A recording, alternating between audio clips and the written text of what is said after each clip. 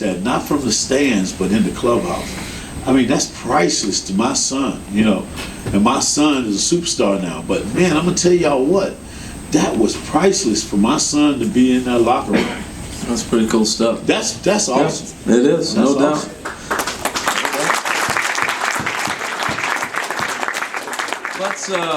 Let's talk about your son here for a little bit before we wrap up, because he is the true superstar of the family now. No. Oh, he not? Oh, That dude can't hit, man. who got more power, you or him? Who had more power in your heyday, you or him? Are you crazy? Okay. Thank you very much. All right. Okay. You ain't left no stadiums. I left stadiums. Yes. Where else you hit out a Tiger Stadium? How many times? Cecil, he's got a way to go, though. The only player to hit it out of Milwaukee County Stadium. The only one in the world.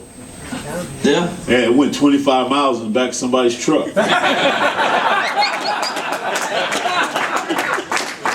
Pretty good stuff. Yeah, I mean, So I remember meeting Prince when he was about 12, 13, taking batting practice at Old Tiger Stadium. Yeah.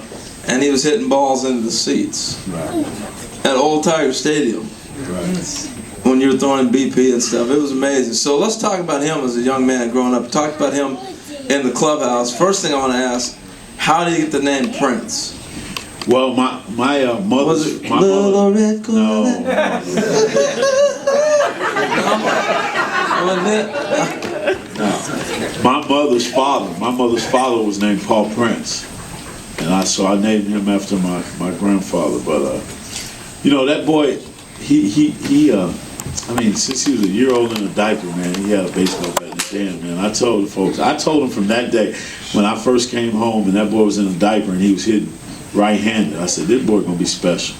So when he was about 5 or 6 years old, you know, he started talking about he wanted to go with me. He kept saying he wanted to go with me. And you know, Sparky's rules were there was no family, no kids, no nothing. And I just broke the rules, man.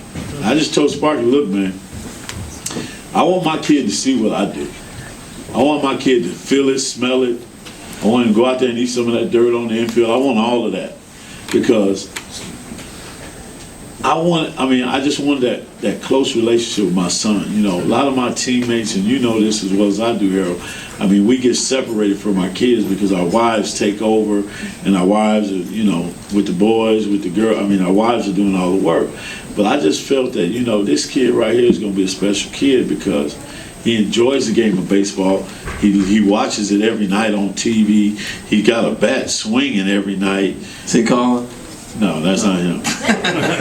He got a bat swinging, you know, watching me play, telling me I'm too far away from the plate when I get home and all that kind of stuff.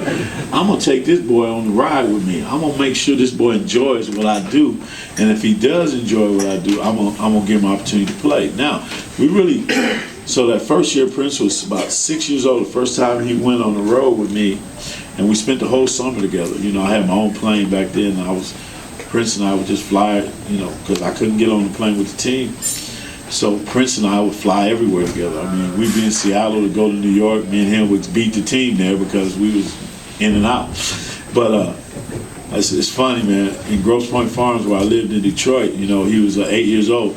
He hit his first home run. He hit a 180-foot home run when he was 8 years old. And I switched him from hitting right-handed to left. Well, that's what I was going to say, because you said in a diaper he's hitting right-handed. When did you start having him hit left-handed? Well, he was hitting. And why? Well, I told him, you know, that's where the game is. You know, you got to be a left-handed hitter in this game. It's made for left-handed hitters. I mean, I wish I could have hit left-handed.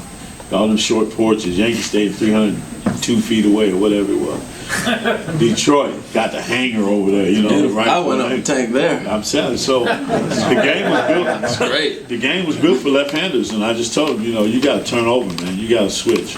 And he caught on real quick, you know. What age about? He was about 7 years old. Okay.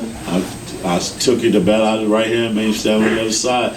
And you know, the thing about this kid, and then I think that's why he's so good now, even though he's got off to a little tough hustle this season, but he's a perfectionist, man. You know, when we were living in Florida, I had a cage in the backyard and it had lights. You know, my neighbors used to always complain the lights was on at 1, 2 o'clock in the morning. So I'm asleep one night, man. I hear these lights are coming, beaming in my room. I said, and that boy is, it's 2:30 in the morning. I'm like, How old was he then? he was 15 years old. In the cage at 2:30 in the morning, hitting 500 baseball. So that, I mean, he was just a perfectionist. He wanted to figure it out. He put in, but see, the thing about a lot of people don't understand is Prince had another issue. He was over 300 pounds when he was 14 years old.